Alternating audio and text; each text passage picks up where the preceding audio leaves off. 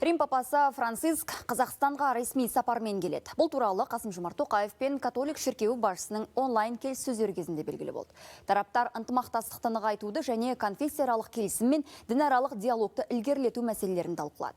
Биыл қыркүйекте елордада өтетін әлемдік және дәстүрлі діндер көшбасшыларының 7-ші съезінің күн тәртібіне баса мән берілді. Қасым-Жомарт Тоқаев бұл форумның Қазақстан үшін маңызы зор екенін атап өтті.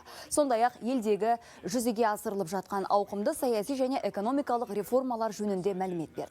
Рим папасы ризашылығын білдіріп, съезге қатысатынын растады. Мен дінаралық диалогты мемлекеттердің бірлігі мен жақындасуын ілгерілету тұрғысынан осы келелі жиында тағатсыздана күтемін. Мұның қазіргі уақытта мәні өте зор, деді католик шіркеуінің басшысы. Әңгіме соңында Қасым-Жомарт Тоқаев Қазақстанның қасиетті тақпен рухани келісім және өзара құрмет көрсету саласындағы ынтымақтастықты одан әрі дамытуға пейілді екенін нақтылады. Сіздің Қазақстанға келетініңіз әрі әлемдік және дәстүрлі діндер көшбасшыларының съезіне қатысатыныңыз жиынға үлкен серпіліс береді. Мен алғыс білдіремін. Қазақстанда біз әртүрлі көзқарас бір ұлт қағидатын ұстанамыз. Өзіңізге мәлім, еліміздегі көп этникалық ұлт бейбітшілікте өмір сүріп жатыр. Біз қорғайтын құндылық осы.